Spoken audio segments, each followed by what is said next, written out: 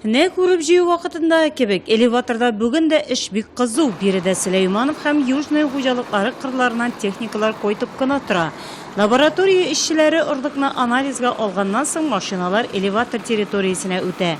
Сап-сары бөртек салынган киптерү җайланмалар алдында хәзер көнбагыш иеме. Көнбагышны агрофирма Южный кырынан алып келдім. Хәзерге вакытта 2 рейс белән килдем. Көнне 4-5-6 рейслар ясыйбыз. Көненә инде 200 тонналар подсолнух килә, безнең көнбагыш килә. 200 тонналар инде. Аны без төрле влажностьта улайын, төрле колхозның төрле влажностьта 22-дән алып инде 27% влажностька кадәр принимать итәбез инде. 7% влажностька кадәр доводим. Дымлылыкны 7%-ка кадәр калдыру зур чыгымнар да сорый. Әлеге культураны киптерү бөртеклеләр белән чагыштырганда күпкә шәтрәкле ди элеватор белгечләре.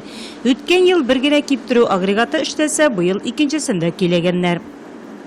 2 сменада башкарабыз киптерүне. Аның өчен инде мастерлар бар, карап дип торалар.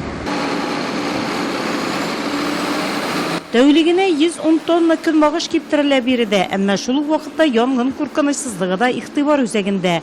Һәр вакыт температураны контрольдә тотабыз ди баш инженер Хафиз Дирбышев. Жаңа сушилкада безнең теплообменник дигән нәрсәне безнең инвесторлар акча выделяттылар да, инде хәзер бу сушилкада теге горелканың уты сушилканың içine кермәенде, теплообменник аркылы гына шул шәбитә инде. Постоянно лесегаталарында контроль, анлар периодически туктатып, чистартып, жаңадан тұрып җибәрәбез инде. Әзрәк теге шахта эчендә кая булса да тутырыкланып калса, уже проблема создавать ташлар булмасын инде. Без барысында тырышабыз. Минем кулымдагы менә бу көнбагыш бер карашка вак сыман тоелса да, әмма белгечләр сүзенә караганда, нәкъ менә көнбагышның әлеге сорты май алу өчен бик әйбәт икән. Әлеге көнбагыш биредә озак яткырылмый киптерелгәннән соң ул Казан май заводына озатыла. Бу инде безнең Татарстанның майы нәкъ менә Нурлат җирендә үстерелгән көнбагыштан алына дигән сүз.